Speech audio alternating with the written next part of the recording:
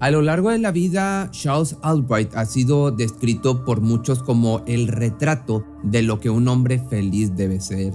Él era, como se dice, un hombre con espíritu renacentista en toda la expresión de la palabra. Para empezar, dominaba el francés y el español, además de que era un artista nato en la pintura y un virtuoso en el piano. Es por esto por lo que fue casi imposible creer que fuera un matón en serie, autor de quitarle la vida a 3 mujeres en la ciudad de Dallas a principios de los años 90.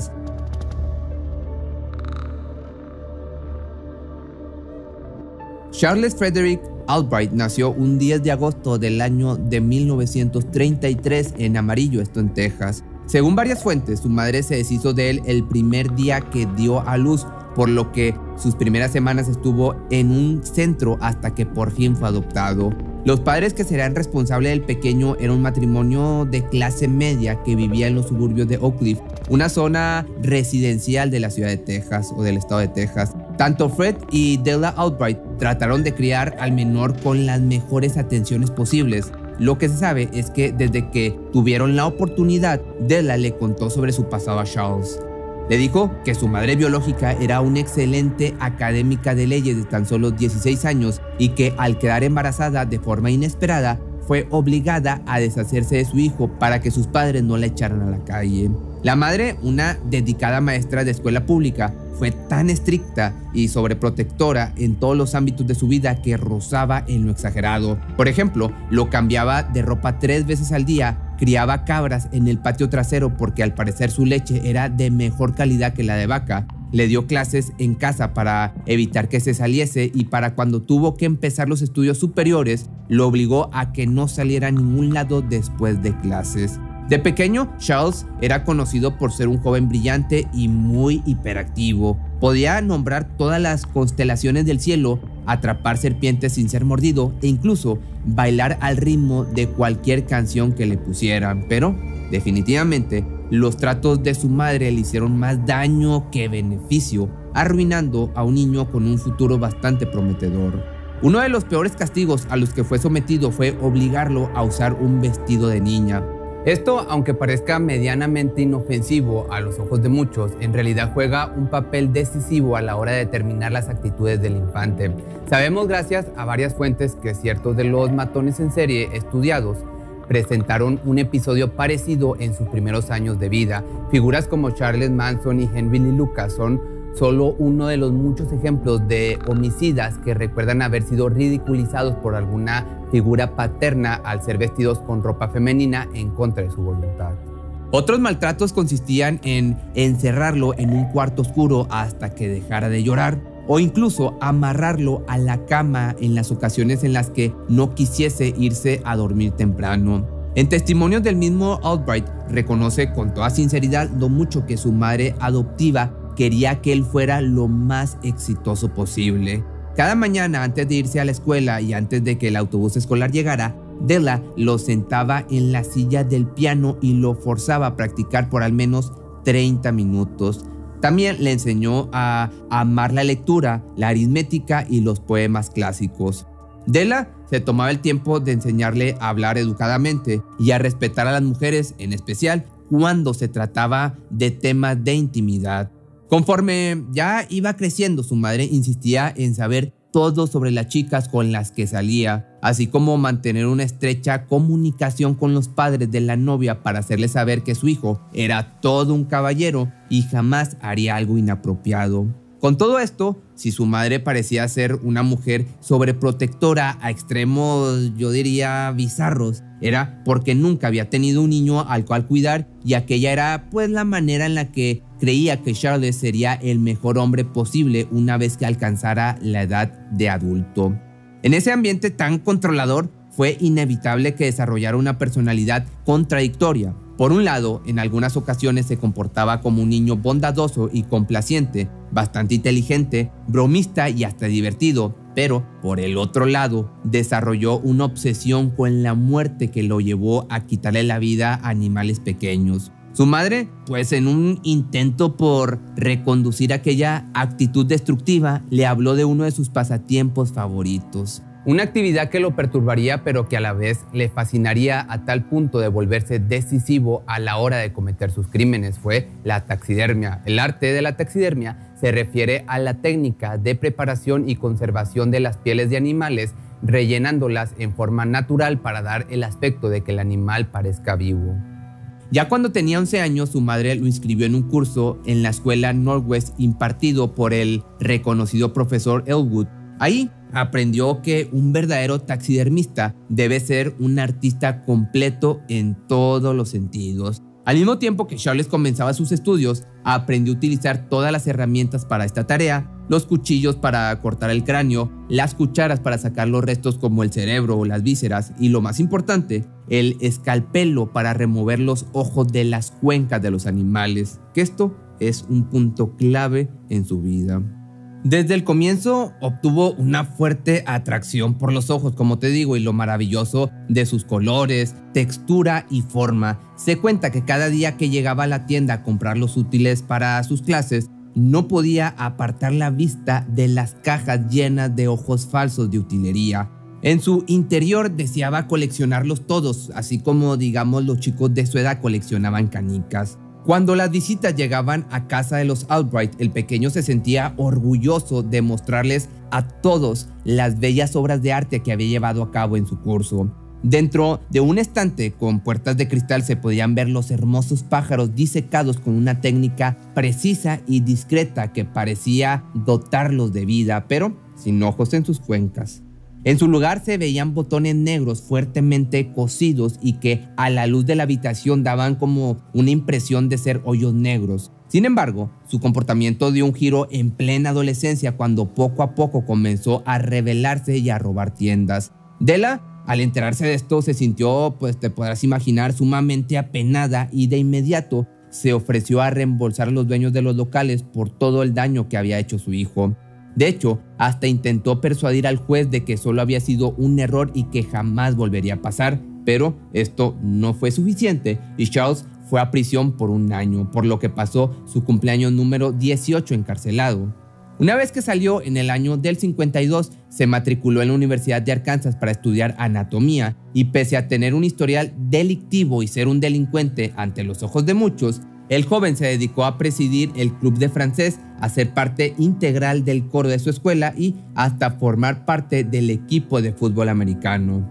Con esto pretendía purgar sus antiguos pecados y parecer un buen chico con una vida normal, que a la vez por esta época también consiguió una novia con la que, por cierto, duró unos cuantos meses.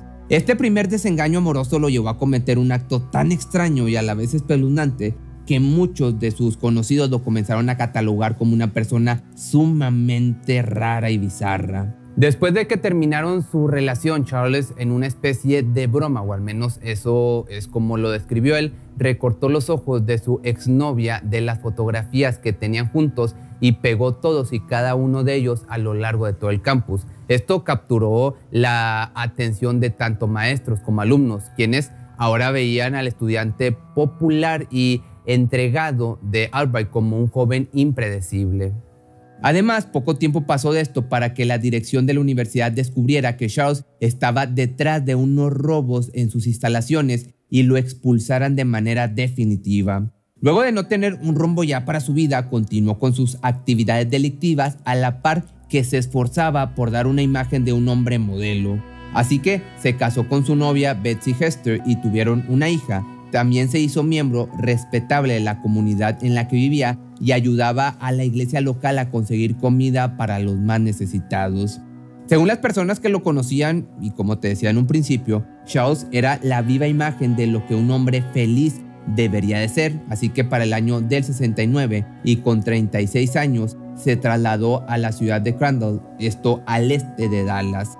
Ahí comenzó a trabajar de maestro de biología en una universidad estatal, ganándose el cariño de todos y en especial de sus alumnos, que de igual manera el director del instituto, quien había estado buscando un maestro sustituto durante todo el verano, se sorprendió cuando un hombre joven con estudios de maestría en biología le llamó para pedir empleo. Al principio todo funcionó como Charles esperaba, pero la verdad no tardó en salir a flote. En realidad, este sujeto no tenía ningún estudio en biología y mucho menos era un respetado académico con una maestría en dicha asignatura. Así que fue acusado de fraude y volvió a pisar la cárcel una vez más. Ya un año después de salir, se mudó con sus padres junto a su mujer y su hija, que para principios de los años 70, Charlie tuvo varios trabajos que solo duraban unos cuantos meses. Por ejemplo, trabajó como diseñador para una empresa de aviones, ilustrador para una compañía de patentes y hasta de carpintero por un tiempo. En resumen, Charles Albright se mostraba como un hombre hecho y derecho, cuyo destino no iría más allá de ser un abuelo convencional y pasar sus tardes en casa con sus seres queridos. Pero un giro en su vida personal lo cambió todo. Cuando se divorció en el año del 75, comenzó a cortejar mujeres a diestra y siniestra. Se volvió un mujeriego total que regalaba bombones, flores y cenas románticas, así como su madre le había enseñado que tenía que tratar a las mujeres. Según el propio Charles, él era el caballero perfecto, entre comillas, que todas las mujeres querían tener. Pero hay que recordar que detrás de aquella máscara de un individuo con una capacidad innata para la seducción, había un delincuente convicto que jamás dejó de robar para su propio beneficio, además de falsificar cheques, documentos y títulos escolares. Era toda una fichita. Solo que en el año ya del 85 llegaría una acusación bastante severa. Charles, un hombre en aquel momento de 51 años, había sido acusado de aprovecharse de una joven adolescente de tan solo 14 años. Tras el juicio, su defensa logró pactar un acuerdo muy bueno, por lo que solo fue puesto en libertad condicional. De la nada, ahora, el 13 de diciembre de 1990, cruzó de una vez por todas el límite posible: quitarle la vida a un ser humano. Cuando los oficiales John Matthews y Regina Smith comenzaron su turno de patrullaje el 13 de diciembre, jamás se imaginaron que se encontrarían con un crimen totalmente espantoso. Al llegar a la escena del crimen, se toparon con el cuerpo de una trabajadora de la noche de nombre Mary Pratt, el cual había sido abusada, golpeada y fatalmente atravesada por una bala de arma de un calibre pequeño en la nuca. El cuerpo estaba sin ropa de la cintura para abajo y tirado a un lado de la carretera al sur de Dallas. Una vez que los forenses realizaban la autopsia correspondiente, se percataron de que los ojos de Mary habían sido totalmente mutilados y extraídos de sus cuencas. Esto, sin saberlo todavía, sería el modus operandi o, dicho de otra forma, la huella de este matón, que además les daría una pista clave a la hora de dar con el responsable. Al parecer, el autor de estos actos tenía gran destreza al momento de usar el cuchillo y el bisturí, así como si se tratase de un cirujano. Por el momento, las autoridades solo tenían la información de que había un asesino suelto por el área, pero solamente eso. No había huellas dactilares, rastros biológicos, testigos o algún hilo al cual seguir. Además, todo parecía indicar que el crimen se había cometido en otro lugar y que el culpable simplemente se había deshecho del cadáver arrojándolo a la carretera. Así que los inspectores del caso, el oficial Matthews y Smith, salieron a la zona de prostitución que regentaban la hora víctima para charlar con sus compañeras en busca de una pista que seguir. Y al día siguiente, los oficiales no se sorprendieron al encontrarse a Verónica Rodríguez, una mujer de 26 años con una vida complicada y que por azares del destino terminó siendo una vendedora de caricias.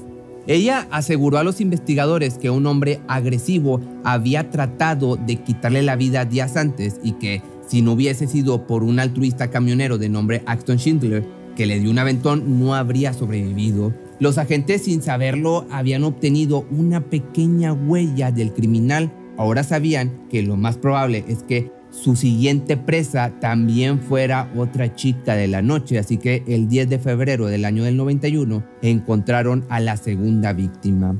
La policía localizó el cuerpo sin ropa de Susan Peterson, de 27 años, en un sitio similar al de Mary, arrojado a un lado de una carretera a las afueras de la ciudad. En esa ocasión, el detective Larry Oliver, que por cierto no había escuchado sobre el crimen de Mary Pratt, fue el encargado de revisar la escena. Oliver, que acompañó el cuerpo a la sala de autopsias, donde un patólogo comenzó el examen externo estándar, quedó totalmente atónito. Cuando el patólogo abrió un párpado, luego el otro, le indicó a Oliver que se acercara a la mesa. Ninguno de los dos podía creer lo que estaban viendo. Los ojos de la mujer habían sido extraídos con una precisión bastante fina, pero a la vez macabra.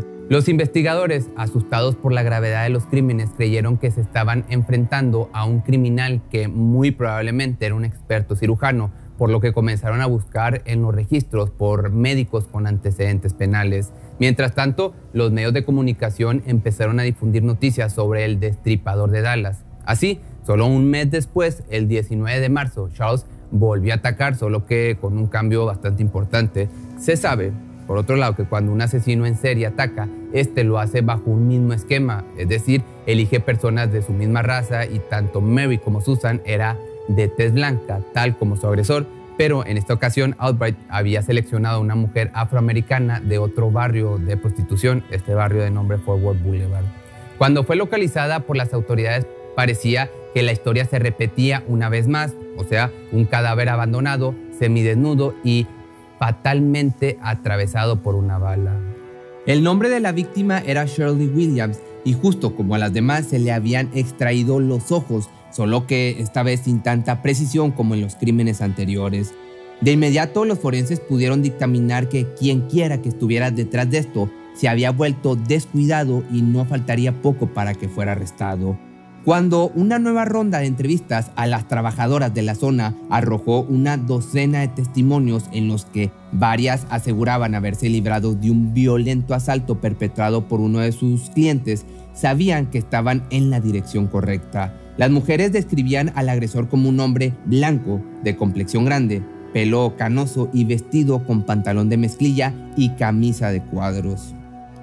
Poco a poco, al recopilar los testimonios, las autoridades volvieron a revisar la plática con Verónica para checar los datos del presunto salvador de la joven, o sea, Schindler. La dirección de su domicilio era 1035 El Dorado, estaba a nombre de su dueño, o sea, Fred Albright. La siguiente pista de esto fue el descubrimiento de que Fred ya había fallecido y todos los inmuebles habían ido a parar a su hijo Charles. Ante esto, de inmediato lo puso como probable sospechoso y, al ver el historial delictivo y sus posibles condenas, pasó a ser el principal sospechoso. Así, imprimieron algunas fotografías de este supuesto asesino y se las mostraron a las mujeres que dieron su testimonio. Era, con esto, incuestionable, todas reconocieron a Albright como el agresor. Así, las patrullas se amontonaron en su domicilio para arrestarlo. Era el 22 de marzo del año del 91, cuando los policías revisaron su domicilio y encontraron docenas de cuchillos de utilidad quirúrgica, así como un libro de anatomía de Grey y más de 10 libros sobre crímenes y asesinos en serie. Además, al catear su camioneta se pudieron localizar fibras de cabello de algunas de sus víctimas, por lo que esto fue un pedazo de evidencia bastante sólido para presentar una vez los juicios comenzaran. Y aunque jamás se pudieron localizar los cuchillos exactos que utilizó en varios de los asaltos, así como los globos oculares de sus presas, las autoridades estaban conformes con la investigación y seguros de que Charles iría a prisión sin lugar a duda. Mientras los peritajes trataban de analizar todas las pruebas, Albright, una vez detenido y en la comisaría, se negó a confesar y actuó, como actúan este tipo de personas, como si nunca hubiese oído hablar de aquellas mujeres. De hecho, no solo lo negó todo, también mintió al echarle la culpa a su inquilino Axton Schindler como autor y responsable de estos sucesos. Así, el 18 de diciembre del año del 91, un jurado compuesto por civiles encontró culpable de asesinato a Charles y lo condenó a cadena perpetua por lo que le hizo a Shirley Williams, y esto ya que fue el único crimen que pudo comprobarse con evidencia física. Su abogado defensor se quejó ante la prensa al mencionar que para él todo había sido un error judicial de proporciones ridículas y que su cliente era un hombre decente y por supuesto inocente. Desde ese día y actualmente Albright permanece encerrado en la unidad psiquiátrica John Montfort, esto en Texas, lugar en el que ocupa gran parte de su tiempo en distintas actividades tales como la lectura de libros, la carpintería y hasta entrenador de fútbol. En las ocasiones en las que ha sido entrevistado por periodistas, Charles siempre ha negado que sea culpable, como muchos de este tipo de criminales, y aunque el condenado ha pedido en múltiples ocasiones una revisión para que aprueben su libertad condicional, esta nunca ha llegado y probablemente nunca llegue. Pero él no pierde las esperanzas y no sería hasta junio del 2022 cuando sea la siguiente oportunidad de salir, y de llegar a ese momento, el asesino del globo ocular cumpliría los 89 años. Pero si te gustó este video, no olvides seguirme en mis redes sociales y nos vemos el día de mañana en un nuevo video.